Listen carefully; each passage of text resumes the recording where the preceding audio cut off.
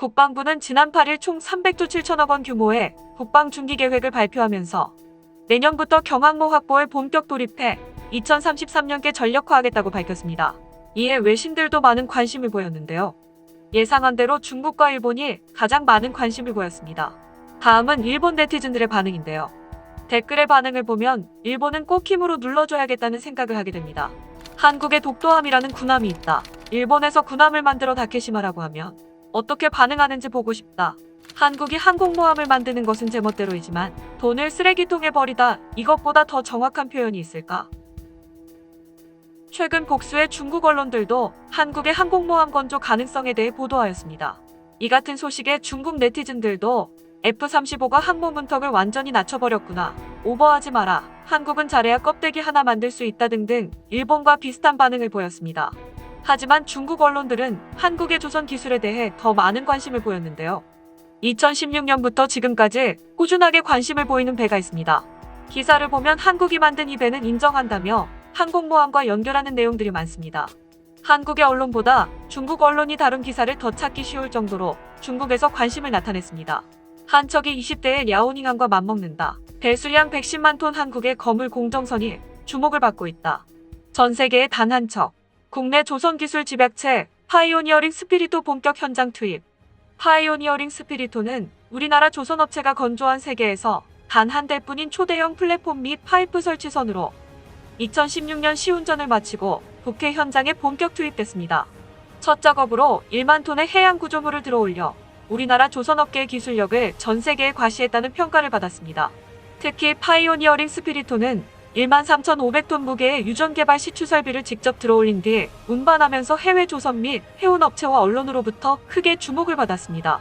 해외 언론의 이 같은 관심은 세계 최초로 건조된 단 한 대뿐인 선박으로 우리나라 조선 기술의 진면목을 보여줬기 때문입니다. 지금까지 해양 구조물 건설선은 건조된 사례가 다수 있었습니다.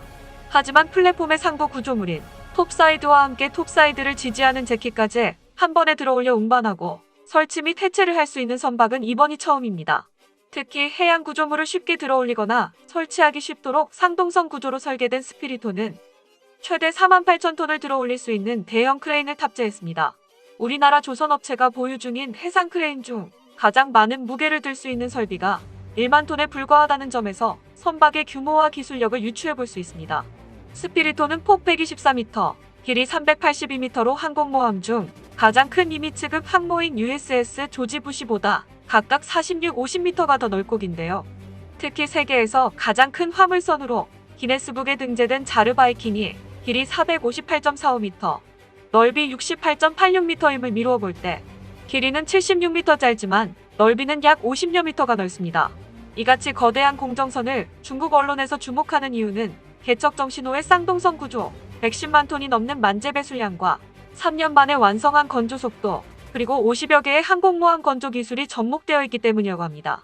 중국 언론의 내용을 정리해봤습니다. 2019년에 나온 기사입니다. 대한민국의 조선 기술이 한 단계 더 높아졌고 개척정 신호는 항모 못지않게 어렵다.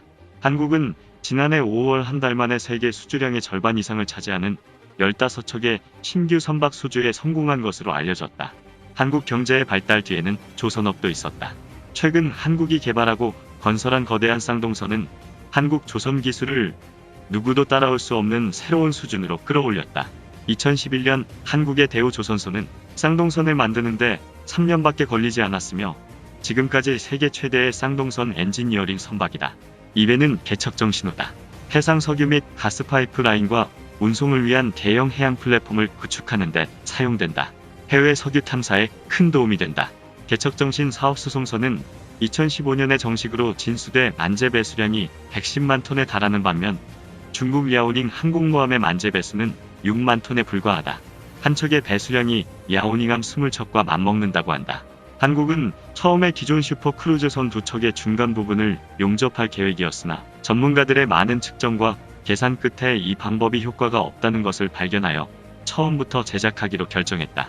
부피 측면에서 개척정신은 독특한 이중선체 구조를 채택하여 초기 건설 및 이후 작업에 큰 편의를 제공한다. 외관상 개척정신은 양쪽에 평직 갑판을 단 쌍체 항모를 닮았다. 개척정 신호는 건설 과정에서 항공모함의 고유한 기술을 50개나 채택한 것으로 알려져 있다. 따라서 수송선이 성공적으로 건설된 후 중국과 러시아를 포함한 많은 국가에서 쌍둥선 수송선을 만들 생각을 하고 있다. 만약 그것이 항공모함으로 개조될 수 있다면 300대의 스텔스 전투기를 수용할 수 있는 능력을 갖추게 될 것이며 갑판 위 2개의 비행갑판은 함재기량과 함재기의 이착륙 효율성에 큰 도움이 될 것이다. 항모에 버금갈 정도로 건조가 어려운 이 해상 거인은 대한민국의 조선 능력을 충분히 과시할 수 있을 것이다. 2020년에 나온 기사입니다.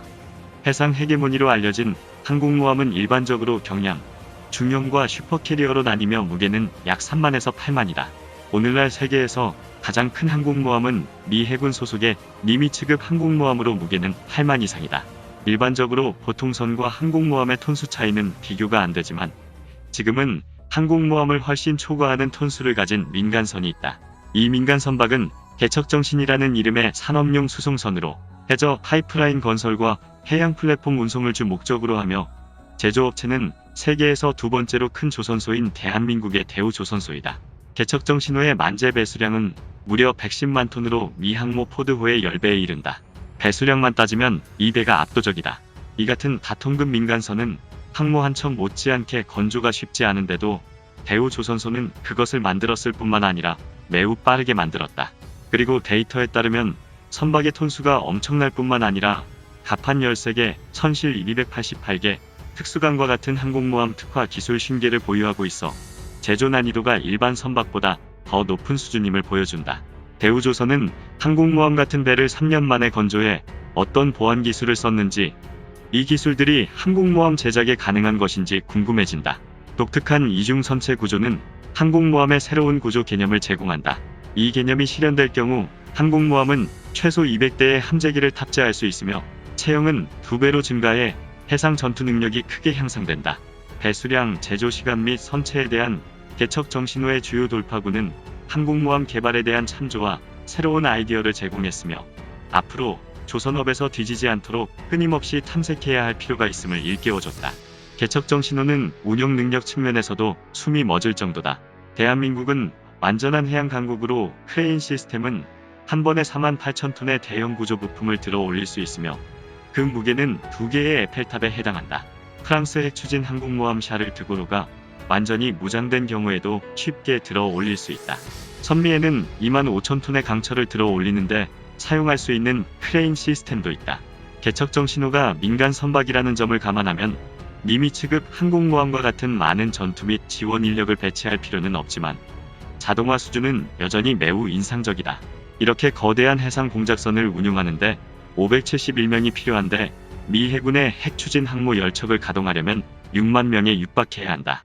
이보다 많은 기사들을 찾았는데요. 내용이 비슷하여 정리했습니다.